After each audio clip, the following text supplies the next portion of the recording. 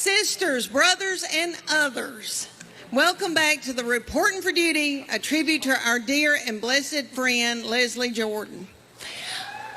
No, that little angel. Okay, y'all know that Leslie was raised in church, and this is the crazy thing. We had mutual friends that were, that he was raised in church with, that I'm close to, and I was raised in church. I think most of us here in the South were.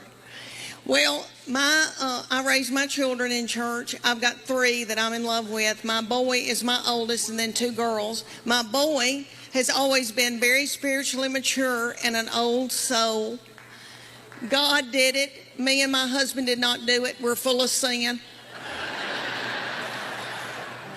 But he has always been like a little old man. And when he was in high school, he went on a date with a girl, and he came home, and I said, "What have y'all been doing?" And he said, "Well, we've been kissing on the couch." I said, "It's okay. That's natural." But I said, "Baby, before you know it, you've got your arm around somebody, and then you've got your hand on her leg, and then things can get out of control." And he looked at me like I was crazy, and he said, "Mom, I've prayed about this. Nothing like that's ever going to happen." And I know he meant that at that time. And all I could think of was some of the nastiest things I ever did.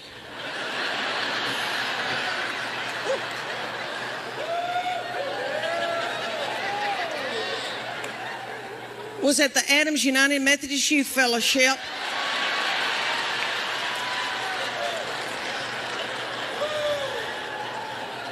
On a hayride.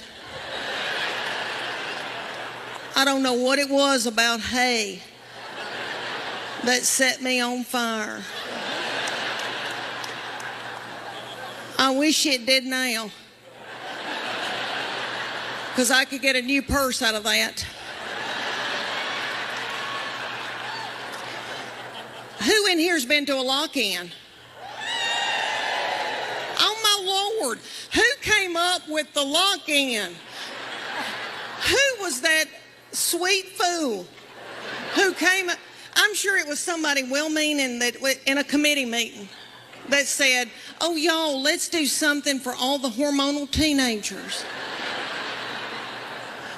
And leave them there all night. Maybe somebody will end up pregnant." Thank y'all. Okay, let's keep this thing going. Thank y'all. Y'all been precious. My husband and I both play sports, and we love sports.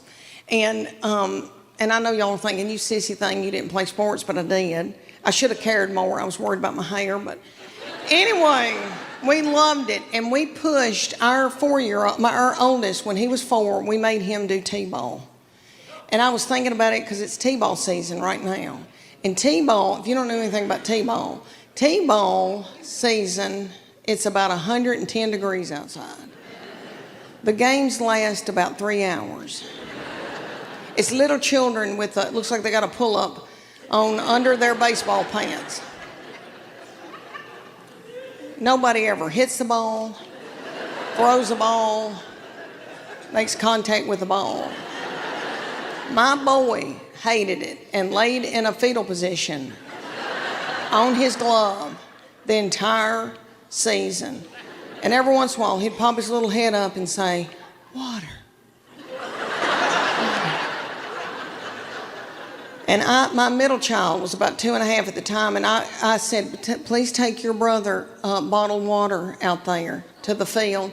And she was 2.5. She had her crown and her wand and her tutu and her pink prostitute shoes from Walmart on. And she went running out to the field and stopped and got a glazed look over her eyes, pulled her panties to the side, and pooped in the t-ball field.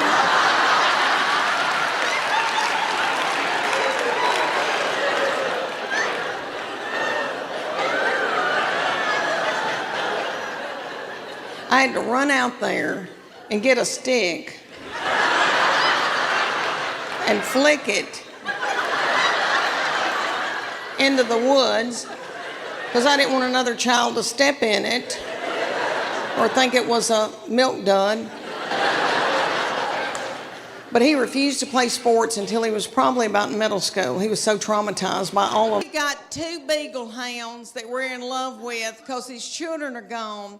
And so we've got a big one, and he takes the big Beagle and spoons the big Beagle at night. And I've got the little Beagle, the little pocket Beagle that we rescued, and she's got a nervous tick and eats our furniture and our fabric like a goat. But anyway, they sleep in the bed with us, and the bed is so nasty. Okay, so the little Beagle, so he's spooning the big one. The little Beagle backs her little butthole up to my head and sleeps up against me all night. And in the morning, I can hear my husband when he gets up, he's kissing that big Beagle and he's going, and I'm so thankful. There's something happens to you when you're in your 50s, and it is wonderful. You don't care, okay? You don't care about anything. All right, we go to get a spray tan, and y'all know about Snapchat. All right, I'm completely naked with a plastic bag on my head in the spray tanning thing, and it's like a car wash. It does this. When it's cold outside, it feels like needles going in you. It's so cold. Oh, that's awful. But anyway, she started filming me on Snapchat, completely nude. Now, in my 30s and 40s, I would have been hysterical, and I would have been in a bowl, and I would have been so torn up. In your 50s, at first I was like, and then I was like, I don't care. I think I may have gone.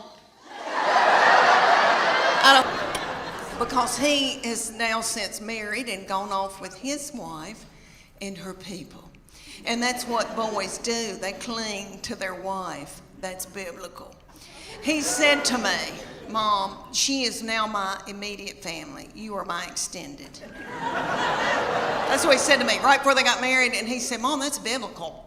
I'm supposed to cling to my wife. And I thought, why did I show him the Bible? Well, he has always been spiritually mature. We call him our little Billy Graham. My husband and I, we didn't do it. God did it. I'm full of sin. Okay. I've been washed in the blood, but I've been a horrible, horrible person. Not too bad, but okay. So this baby has been just like an old man all of his life. Let me give you an example. He had a little girlfriend in high school, and he would go over to her house and they'd watch movies. And he came home one night and he used to tell me everything. And I said, what y'all been doing? He said, well, we've been watching television and kissing on the couch. And I said, okay, baby, okay. That's all right. That's normal. But I said, you know, before you know it, you've got your hand on somebody's leg, your arm around, and you know, things can get out of control. And I just say, slow it down. He looked at me like I was crazy.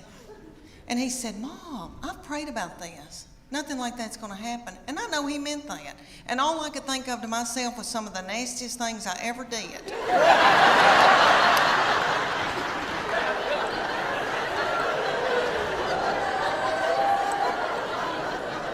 Was at the Adams United Methodist Youth Fellowship on a hayride. I don't know what it was about hay that set me on fire. I wish it did now, because I could get a new purse out of that. Okay, y'all, have you ever heard of lock-in?